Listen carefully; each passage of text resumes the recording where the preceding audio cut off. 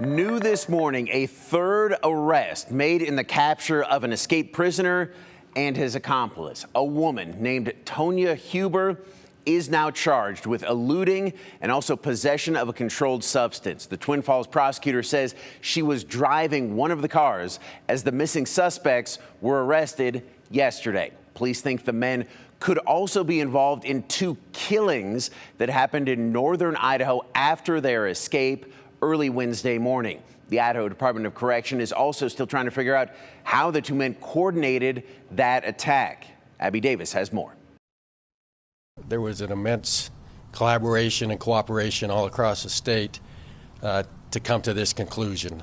The manhunt for Skylar Meade and Nicholas Umphenour is over. During a news conference Thursday, the Boise police chief said they were arrested around 2 p.m. in Twin Falls. There was a short vehicle pursuit, and both suspects were taken into custody separately. There were no shots fired or extensive use of force in this operation. The men escaped police after Umphenour shot and injured two Idaho Department of Correction officers in the Boise St. Alphonsus ambulance bay early Wednesday morning. IDOC says Meade was taken to the hospital because he harmed himself. While searching for them, a Boise police officer mistakenly shot another IDOC officer. One of our officers was released from the hospital last evening, while two remain in the hospital. They're stable, improving, and I think with today's news, their spirits are lifted. IDOC says Meade and Umphenour are members of the white supremacist prison gang Aryan Knights. Both have lengthy criminal histories. They were both housed at the Idaho Maximum Security Institution, and there was frequent movement in between, but there were times within that time frame where they shared, they were in the same housing unit. Court documents show Meade was serving 20 years for shooting at a Twin Falls sheriff sergeant during a 2016 high-speed chase. Umphenour's sentence ended earlier this year. He served time after being convicted in 2019 of grand theft and unlawful possession of a weapon by a convicted felon. Thursday, ISP said they also think the men might be involved in two recent homicides in Clearwater and Nez Perce counties. We did find the shackles at the scene of one of the homicides. This was a planned event, and we're channeling every resource we have into trying to understand exactly how they went about planning it. Meade and Umphenour's arraignment, so their first court appearance, are set for 1:30 this afternoon in Twin Falls. The Twin Falls County prosecutor says no bond is going to be set today, so that means they'll stay in jail.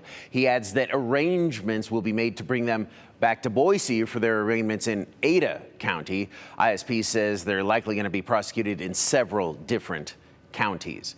As we mentioned, law enforcement says both Umphenour and Meade are affiliated with the Aryan Knights prison gang.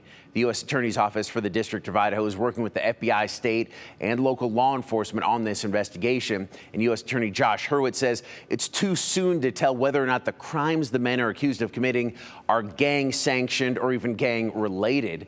KTVB's Morgan Romero asked Hurwitz about his knowledge of the white supremacist prison gang and his office's history with prosecuting cases involving AK members.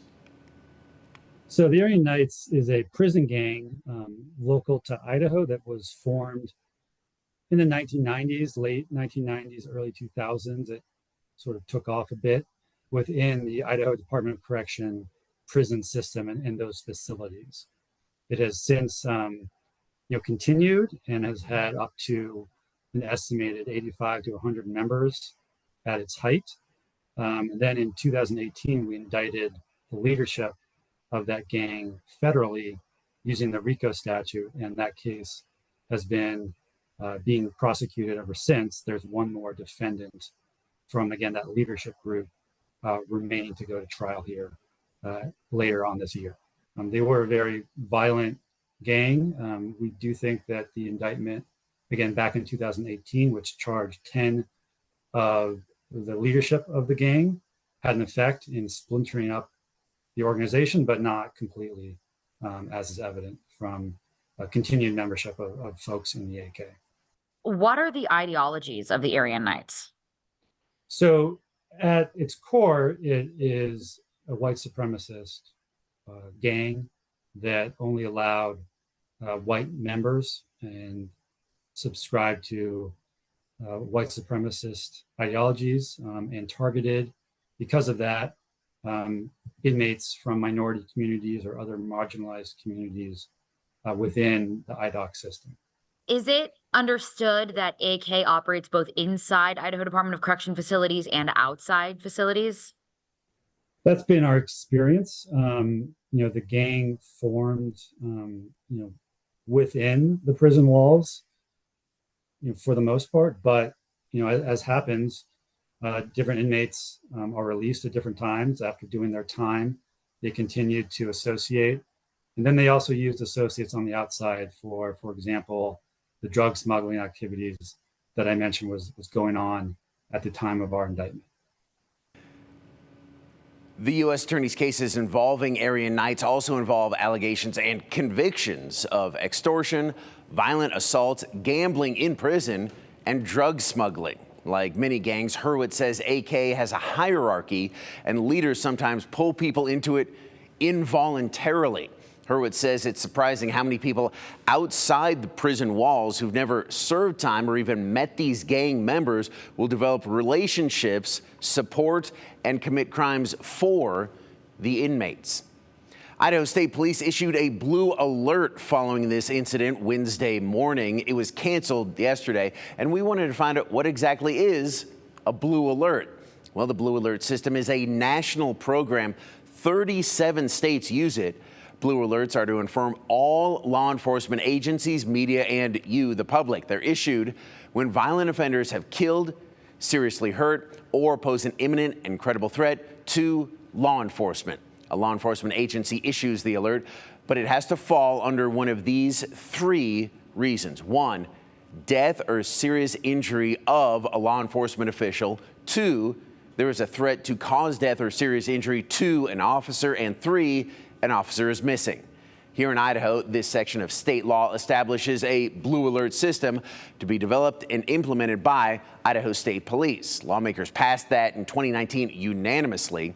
Here are the key points. A blue alert is a statewide alert system, but it can be tailored to specific areas in the state, Idaho. Idaho's law says the alert can be activated for one of the three reasons we just talked about. An ISP activates the system upon notification from a law enforcement agency after verifying the criteria are in fact met. The law also says entities involved in sending the alerts have liability protection for doing that. In other